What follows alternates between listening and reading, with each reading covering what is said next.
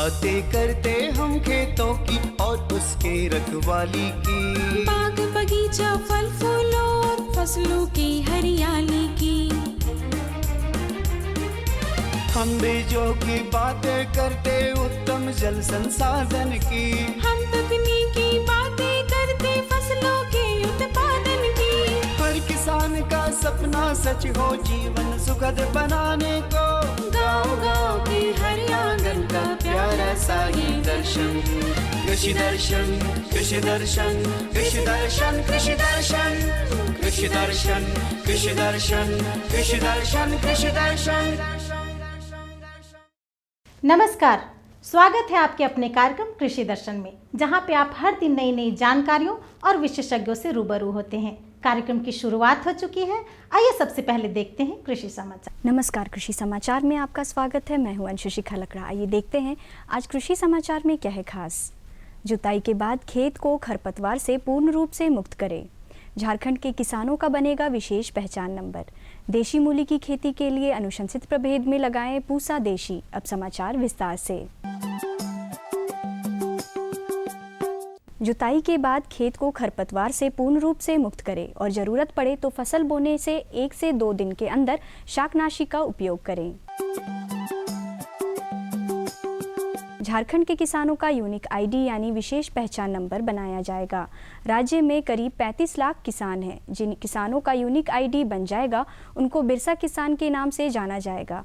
रबी से पहले कम से कम 2 लाख से अधिक किसानों को यूनिक आईडी देने की योजना पर कृषि विभाग काम कर रहा है।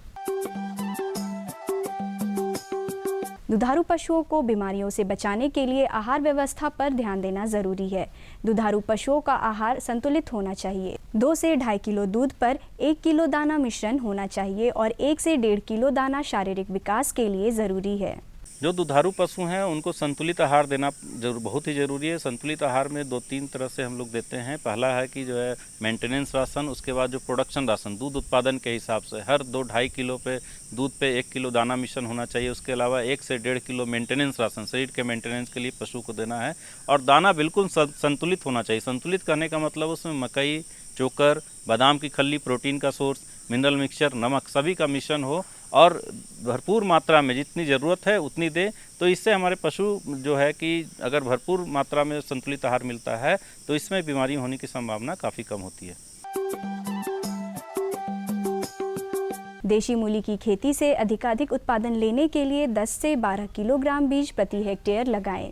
कतार से कतार की दूरी 15 से 20 सेंटीमीटर और पौधा से पौधा की दूरी 10 सेंटीमीटर रखें। बेहतर उत्पादन के लिए अनुशंसित प्रभेद में पूसा देशी, कांशी हंस लगाएं। देशी मूली की खेती के लिए उपजाऊ हल्की मिट्टी, जैविक अंश से भरपूर अच्छे जल निकास वाली मिट्टी उपयुक्त है। बुआई के समय गोबर खाद 200 क्विंटल, नेत्रजन 100 किलोग्राम, स्फूर 50 किलोग्राम, पोटाश 60 किलोग्राम प्रति हेक्टेयर खेत में लगाएं। मूली की बुआई सीधी पंक्तियों में करें। किसान भाई खरपतवार के नियंत्रण और खेत की तैयारी के लिए बखर नामक कृषि यंत्र का प्रयोग कर सकते हैं। इसकी कार्य क्षमता 1 से 1.5 एकड़ प्रतिदिन है। आज की विशेष जानकारी है मिर्च फसल को रोग और कीटों से बचाव के बारे में। मिर्च फसल को रोग और कीटों से बचाने के लिए बीजोपचार के बाद ही बुआई करें। इसके लिए प्रति किलो बीज की दर से 5 मिलीलीटर स्यूडोमोनास फ्लोरोसेंस सॉल्यूशन दवा को प्रति लीटर पानी की दर से मिलाकर घोल बनाएं और उसमें मिर्च के बीज को 2 मिनट तक डुबा कर रखें। उसके बाद उसकी बुआई करें। और अब एक नज़र राज्य के 5 प्रमुख शहरों के मौसम के मिजाज पर। आज राज्य के 5 प्रमुख नगरों के अधिकतम और न्यूनतम तापमान कुछ इस प्रकार दर्ज किए गए। रांची का अधिकतम तापमान 31 डिग्री सेल्सियस, न्यूनतम 25 डिग्री सेल्सियस।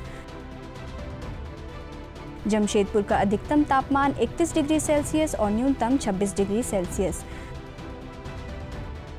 मेदिनीनगर का अधिकतम तापमान 36 डिग्री सेल्सियस और न्यूनतम 22 डिग्री सेल्सियस। देवघर का अधिकतम तापमान 32 डिग्री सेल्सियस और न्यूनतम 25 डिग्री सेल्सियस। वहीं धनबाद का अधिकतम तापमान 30 डिग्री सेल्सियस और न्यूनतम 25 डिग्री सेल्सियस रहा।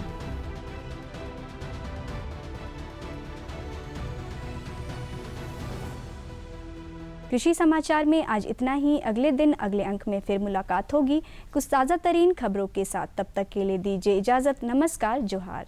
हमारे भारत में धान की खेती बड़े पैमाने पर की जाती है और इससे मुख्य फसल भी माना जाता है।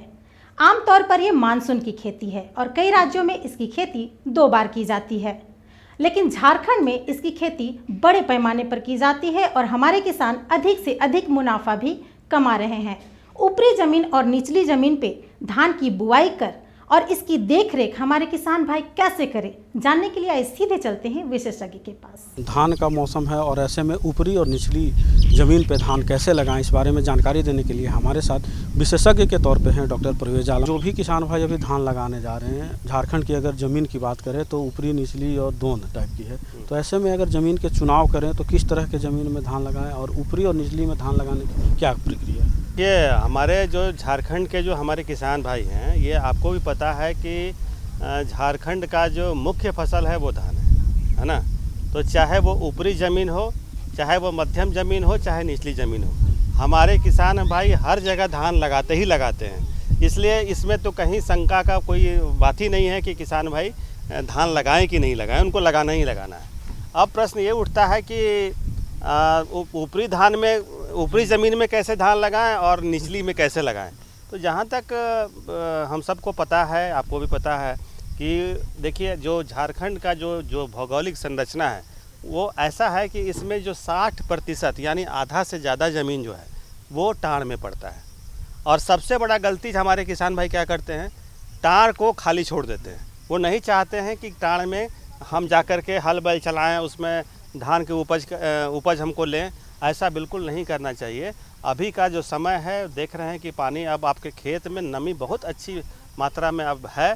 तो मैं आपसे, आपके माध्यम से किसान भाई से ये अनुरोध करूँगा कि अपना हल बैल ले कर के खेत में जाइए, जोता कीजिए, है ना। जो खरपतवार पहले से उगा है उसको निकालिए और निकालने के बाद जो आपका जो ऊपरी ज़मीन है उसमें धान का बुआई, सीधी बुआई, है ना, सीधी बुआई आप ज़रूर करिए। ध्यान इतना रखिए कि जो ऊपरी ज़मीन में जब आप धान की बुआई करेंगे तो उसमें प्रभेद वैसा लेंगे जो 90 दिन के अंदर ही पक के तैयार हो जाए। उदाहरण के तौर पे वंदना बहुत अच्छी वैरायटी चल रही है, बिरसा विकास धान 109, बिरसा विकास धान 110, बिरसा विकास धान 108, बिरसा विकास धान 111। इस तरह का जो भी वैरायटी है, जो भी किसान भाई को जो बीज ये मिल जा रहा है किसी का भी, उसको ले करके जो टाण ज़मीन है उसमें जा कर के इसका छिड़काव अवश्य करें। और इसके बाद तब जा कर के वो मतलब जाएं अपने मध्यम और नीची ज़मीन में। निचली ज़मीन में क्या होता है, पानी बहुत देर तक आपको मिलता है। जो उसकी निचली ज़मीन की जो मिट्टी होती है उसको, उसकी जल धारण क्षमता बहुत अच्छी होती है। इसलिए वहाँ पे ज़्यादा दिन की वैरायटी हमको लेना चाहिए। वो इसलिए कि जितना दिन तक वैरायटी खेत में रहेगा उसकी उपज उतनी अच्छी आएगी। तो इसमें भी बहुत सारे अच्छे वैरायटी हैं, बिरसामती है, नवीन है, ललाट है। अभी तो बहुत ही पॉपुलर चल रहा है सहभागी धान, हमारे किसान भाई भी उसको लगा सकते हैं। तो जो भी बीज आपको उपलब्ध कहीं से भी हो रहा है उसको ले करके आप मध्यम और नीची ज़मीन के लिए तैयारी शुरू कर दें। तैयारी का क्या मतलब है, तैयारी का ये मतलब है कि यहाँ पे तो आप डायरेक्ट सीडेड लगाएंगे नहीं, छींटा तो करेंगे नहीं। तो यहाँ पर क्या करना होगा, आपको बिचड़ा उगाना होगा। तो बिचड़ा उगाने के लिए आप बीज स्थली का निर्माण करें और बीज स्थली में बिचड़ा को डालें। अब बीज स्थली के लिए भी कुछ सावधानियां किसान भाई को बरतना चाहिए। देखिए ऐसा है कि जब भी बीज स्थली का निर्माण करें तो जो आपका जो खेत का जो सतह है उससे कम से कम 6 इंच ऊपर मिट्टी उठा करके और तब बीज स्थली का निर्माण करें। कोशिश करें कि बीज स्थली जो बना आपका उसमें किसी तरह का कोई गड्ढा ना हो। गड्ढा होने से क्या नुकसान है, गड्ढा होने से ये नुकसान है कि जब बारिश होगा तो फिर क्या होगा कि पानी लगने से वहाँ पर बीज सड़ सकता है। और उसमें जल निकास की बहुत अच्छी मतलब व्यवस्था होनी चाहिए, है ना, ताकि पानी वहाँ लगे नहीं। जब आप बीज गिराएंगे वहाँ पे रोपा करने के लिए जो बीज आप लिया है उसको जब गिराएंगे तो उसको उसमें 1 kg nitrogen, 1 kg phosphorus, 1 kg potash अवश्य डालें। और जब 15 दिन का, जब 10 दिन का हो जाए तो उसमें 1 kg नाइट्रोजन का भुरकाव अवश्य करना चाहिए। इससे क्या होगा कि आपके बीज बहुत ही जो रोपा के लिए जो बीज बनेंगे बहुत स्वस्थ और पुष्ट होंगे। ऐसा है कि हम ये मान के चलते हैं कि अब हम किसान भाई को बताएं चाहे मत नहीं बताएं, किसान भाई बीजोपचार करते ही करते हैं, क्योंकि ये एक ऐसा चीज़ है जिसको अगर किसान भाई करते हैं तो उनको इसका बहुत ज़्यादा फ़ायदा बाद में मिलता है। होता क्या है, बहुत सारे बीमारी से, बहुत सारे कीड़ों से इसका बचाव होता है। तो बीजोपचार तो मेरे समझ से किसान भाई अवश्य करें। और कैसे करें, इसके लिए तो 2 ग्राम बेविस्टिन का जो सीड है उससे 1 kg धान के बीज को ट्रीट करके छांव में सुखाएं, धूप में ना सुखाएं। धूप में सुखाएंगे तो क्या होगा कि जो भी केमिकल है वो धूप के प्रभाव से उड़ जाएगा। तो इसलिए आप इसको छांव में सुखाइए, जब पूरी तरह से सूख जाए तब जा कर के इसको खेत में आप प्रयोग में लाइए। एक सबसे महत्वपूर्ण बात मैं किसान आपके माध्यम से, अगर आपकी आज्ञा हो तो मैं किसान भाई को बताना चाहता हूँ कि जो बीज आप खरीदें कहीं से भी तो एक अच्छे दुकान से खरीदें। खरीदने समय आप बीज का रसीद ज़रूर अपने पास रखिए, ताकि अगर बीज नकली होता है तो आपको मुआवजा मिल सके। होता क्या है कि किसान भाई कहीं ना कहीं से बीज खरीद लेते हैं और जब उसमें पैदावार नहीं आती है तो फिर परेशानी उनको भी होती है और सरकार को भी होती है और साथ में वैज्ञानिक को भी होती है। तो मैं चाहता हूं कि किसान गुणवत्ता जो है बीज का वो जांच ले बढ़िया से, और ऐसे जगह से खरीदें जहां से उनको धोखा होने की संभावना नहीं है। गुणवत्ता जो है बीज का किसान भाई अपने भी जांच सकते हैं। कैसे, मैं थोड़ा सा बताना चाहता हूँ। जो आपने बीज खरीदा है उसको उसमें से 10 दाने लेकर के, सिर्फ 10 दाने आप ज़मीन में डाल दीजिए। 2-3 दिन में क्या होगा, उसमें अंकुरन स्टार्ट हो जाएगा।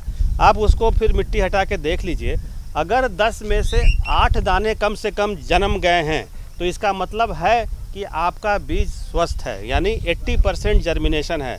हम कहते भी हैं कि किसान भाई वैसे बीज का प्रयोग करें जिसमें जर्मिनेशन रेट 80% हो, यानी कम से कम 100 में 80 दाना जन्मे। अगर 80 दाना नहीं जन्मेगा तो फिर किसान भाई को नुकसान होगा। तो इस तरह का आप टेस्ट किसान भाई अपने भी कर सकते हैं, है ना, और इसके बाद तब वो कृषि कार्य में जुटे। तो किसान भाइयों, आपने देखा कि हमारे विशेषज्ञ ने कितनी अच्छी बातें बताई, और यह भी बताया कि जो भी ज़मीन आपके अनुपजाऊ हैं या टाण के रूप में छोड़ रहे हैं उसका भी उपयोग करें, और साल में एक बार फसल कम से कम उससे भी लें। आप हमारे इस कार्यक्रम में और इतनी अच्छी महत्वपूर्ण जानकारी दी, इसके लिए आपका बहुत धन्यवाद। जोहार किसान भाइयों। हमारे झारखंड में बड़े पैमाने पर सब्जियां उगाई जाती है और यहाँ के किसान अधिक से अधिक मुनाफा भी कमा रहे हैं। लेकिन आमतौर पर देखा जाता है कि जब खेतों में सब्जियां लगाते हैं तो हानिकारक कीट लग जाते हैं। हमारे किसान कीट प्रबंधन कैसे करें, जानने के लिए आइए सीधे चलते हैं विशेषज्ञ के पास। किसान भाइयों, आज हम बात करेंगे सब्जी में हानिकारक कीट प्रबंधन के बारे में, और इस विषय पर जानकारी देने के लिए आज हमारे साथ है बिरसा एग्रीकल्चर यूनिवर्सिटी के विशेषज्ञ डॉक्टर रविंद्र प्रसाद। तो सबसे पहले आप हमारे किसान भाइयों को बताएं कि अभी जो सब्जियां लगी हुई हैं उनमें किस प्रकार वो कीट का प्रबंधन करेंगे। ऐसा है कि सब्जी एक लगी हुई है, एक सब्जी लगने वाली है। अभी जो लगी हुई है, जिसका उत्पाद हम खा रहे हैं वो गर्मी वाला है। तो उस परिस्थिति में उसमें जो फल, जितना भी फलदार सब्जियां हैं, जैसे टमाटर है, बैगन है, भिंडी है, अगर फल छेदक का प्रकोप बैगन, भिंडी, टमाटर इत्यादि में कम तीव्रता के साथ हुआ है तो उसमें नीम से निर्मित कीटनाशी जैसे अचूक, निमेसिडीन, निमेरीन में से किसी एक का 3 से 4 ml प्रति लीटर पानी में जलीय घोल बना करके और उसमें कोई वेटिंग एजेंट मिला करके अगर स्प्रे करेंगे तो इससे भी फल छेदक कीटों का प्रकोप हो जाता है, नियंत्रण हो जाता है। तो इस तरह से जो अभी सब्जियां तैयार हैं, यानी जो ग्रीष्मकालीन सब्जियां जो तैयार हैं जिसको हम अभी सेवन कर रहे हैं, उसके लिए हुआ। अब प्रश्न उठता है कि जो वर्षाकालीन मौसम में जो सब्जियां होने वाली हैं, लगाने वाली हैं, जो लगा रहे हैं आप और लगाने वाले हैं, उसका कैसे करें। तो उसमें पहला जो चरण है कि बहुत सी सब्जियां जैसे टमाटर है, बैगन है, मिर्चा है, फूल गोभी है, पात गोभी है, इस सब का पहले बिचड़ा तैयार करते हैं, पौधशाला बनाते हैं। तो पौधशाला में क्या करेंगे, पौधशाला में जब पहले पौधशाला को अच्छी तरह से तैयार कर लें, उसमें सड़ी हुई गोबर और कंपोस्ट मिला दें। उसके बाद उसमें उस मिट्टी को उपचारित करने के लिए साफ नाम का पाउडर आता है बाज़ार में, उसका 3 ग्राम प्रति लीटर पानी में घोल बना करके और उसी में क्लोरपायरीफॉस का 5 ml प्रति लीटर पानी में को मिलाते हुए घोल बना लें और उस जलीय घोल से पौधशाला का जो तैयार क्यारी आपका है उसमें उसको अच्छी तरह छिड़क दें। ऐसा करने से जो आपका पौध बनेगा, बिचड़ा बनेगा, उसमें बीमारी और कीड़ा का प्रकोप नहीं होगा। और तब उसमें बुआई करें और फिर उसका देखभाल करते रहें। 2-3 सप्ताह में मोटा मोटी आपका बिचड़ा तैयार हो जाता है। उसको फिर रुपाई करना है। अब रुपाई जब करना है तो खास करके बैगन वर्गीय जो पौधे हैं, जैसे बैगन है, मिर्चा है, टमाटर है, इसमें बरसात में झुलसा बीमारी लगता है।